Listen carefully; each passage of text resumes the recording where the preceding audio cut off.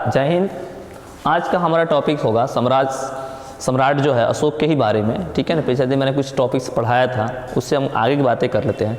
ऐसा नहीं था कि जो हमारे सम्राट थे अशोक वह ऐसे ही आपके जो है अपने साम्राज्य को चलाते थे, उसके लिए बहुत सारे क्या आते हैं नियम और कायदे थे। हम थोड़ा उस पर चर्चा कर लेते हैं।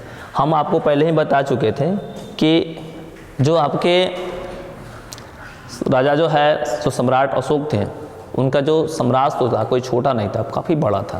आपको पहले ही मैप में बता चुके हैं, जो अफगानिस्तान का क्षेत्र वहाँ से लेकर दक्षिण भारत तक की क्या हुई, दक्षिण भारत के राज्यों तक भी क्या हुई थी, सम्राट अशोक का क्या होता था, आपका जो साम्राज्य फैला हुआ था। लेकिन वो काम कैसे करते थे, मैं आपको एक बात बता देते हैं कि साम्राज्य की जो राजधानी थी वो क्या थी, पाटलिपुत्रा थी। और उसके बाद से भी साम्राज्य में बहुत सारे नगर थे, लेकिन जो प्रमुख नगर थे वो पाटलिपुत्र, उज्जैन और तक्षशिला थी। ठीक है ना। अगर हम बात करें तक्षशिला, तो तक्षशिला कहाँ था, तो तक्षशिला उत्तर पश्चिम में और मध्य एशिया के लिए आने जाने का मार्ग था। मतलब कि अगर हम लोग वर्ल्ड मैप देखें और हमको अगर मान के चले कि भारत से अगर सेंट्रल एशिया की तरफ जाना हो, ठीक है ना, मध्य एशिया की तरफ जाना हो, तो उसका जो मुख्य रास्ता था, मेन पॉइंट था, वह कौन था, तो तक्षशिला था। दूसरी तरफ उज्जैन, अगर कोई आदमी दक्षिण भारत से उत्तर भारत की तरफ आता है तो उसका जो सेंटर पॉइंट था वह कौन था, उज्जैन था। ठीक है ना। तो उन दोनों मुख्य मार्गों पर दो प्रमुख क्या थे, शहर थे। तो अगर हम लोग सेंट्रल एशिया यानी कि मध्य एशिया की तरफ जाना हो तो उसके लिए जो प्रमुख आपके जो शहर थे वो शहर कौन सा था, तो आपका जो है जो आपका शहर जो था वो क्या था, तक्षशिला था। लेकिन अगर आपको मान के चलिए उस समय में की बात कर ले कि अगर आपको जो है दक्षिण भारत की तरफ जाना है, यानी कर्नाटक की तरफ जाना हो, केरल की तरफ जाना हो, तो और उधर से आने का जो रास्ता है और उसके मुख्य मेन पॉइंट पर जो शहर हुआ करता था, उस शहर का नाम क्या था, तो उज्जैन था। और सेंटर में ऑलरेडी क्या था, पाटलिपुत्रा था।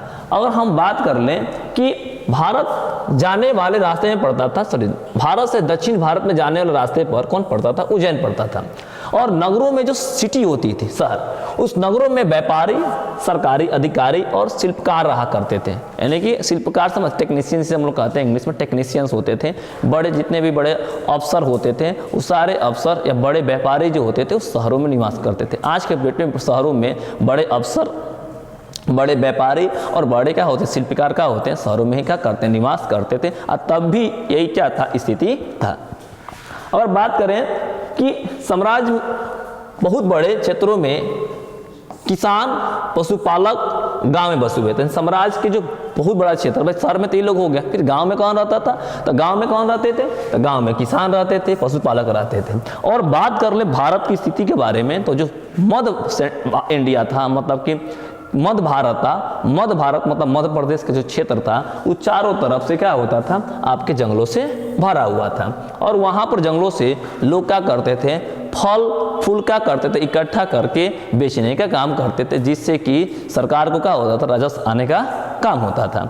तीसरी सबसे बड़ी बात बता देते हैं कि साम्राज्य में एक ही जैसे लोग नहीं रहते थे, भिन्न विभिन्न प्रकार के लोग रहते थे, अलग अलग कल्चर हुआ करती थी। अगर हम बात कर ले, एक चीज़ सबसे महत्वपूर्ण बात ये भी है कि अगर हम चंद्रगुप्त मौर्य की बात करें, जो चंद्रगुप्त मौर्य का जो महल था वो महल किसका था, लकड़ी का था। क्या उसका वजह है, वजह उसका ये है कि उस जमाने में लकड़ी की उत्पादन बहुत ज़्यादा होती थी। क्यों होती थी कि चारों तरफ जंगल ही जंगल, तो जंगल से लकड़ी काटकर महल बनाने का काम किया जाता था। तो इसीलिए मैं बता देते हैं कि जो चंद्रगुप्त मौर्य का जो महल था वो भी महल क्या था, तो आपका लकड़ी का ही था। आगे बात समझ में, साम्राज्य के अलग अलग इलाकों में अलग अलग प्रकार के लोग रहते थे और उनका जो कल्चर जो था, मानते हैं कि उनका जो सांस्कृतिक कार्यक्रम जो था वो भी बिल्कुल क्या था, एक जैसा क्या था, नहीं था, वो बिल्कुल क्या था, तो अलग था। ओके, मैं आपको एक चीज़ और बता देते हैं। अगर हम बात करें कि चूंकि मौर्य साम्राज्य छोटा तो था नहीं, बहुत बड़ा था, इसीलिए इस इलाके में, इस हिस्सों पर अलग अलग ढंग से शासन किया जाता था। मतलब ये नहीं कि जैसे कि मान के चलिए आज के डेट में जो हमारा भारत है, जो जैसे बिहार प्रदेश हो गया, मध्य प्रदेश हो गया, उत्तर प्रदेश होगा, तो वहाँ पर आपका जो है वहाँ के विधानसभा के द्वारा वहाँ पर वहाँ के अनुसार से का नियम बनाकर उसको हम स्टेट को चलाने का काम करते थे। ठीक उसी प्रकार से अशोक के समय काल में जो इलाका काफ़ी दूर के था तो वहाँ पर उस नियम के अनुसार से क्या किए जाते थे, उसको चलाया जाता था और वहाँ के कल्चर को बहुत ही बजप्ती का करते थे, ध्यान रखा जाता था। लेकिन हाँ, जो राजकुमार होते थे उनको गवर्नर मतलब राज्यपाल बनाकर वहाँ का किए जाते थे, भेज दिए जाते थे। ओके, अगर हम बात कर लें शासन व्यवस्था के बारे में, पाटलिपुत्र और उसके आसपास का जो क्षेत्र जो था मतलब डायरेक्ट जो है आपके क्या होता था, राजा के अधीन हुआ करता था। और सबसे बड़ी बात है, जैसे आसान भाषा में ये समझ, जैसे आज के देश में तो दिल्ली जो है केंद्र शासित प्रदेश है तो कहीं ना कहीं वह केंद्र के अधीन ही रहता है, ठीक वैसे ही पाटलिपुत्र के जो आसपास का जो क्षेत्र था उस पर जो है आपके जो है डायरेक्ट जो है मतलब सम्राट हुआ करते थे, सम्राट अशोक हुआ करते थे, उनका डायरेक्ट क्या होता था, उस पर नियंत्रण हुआ करता।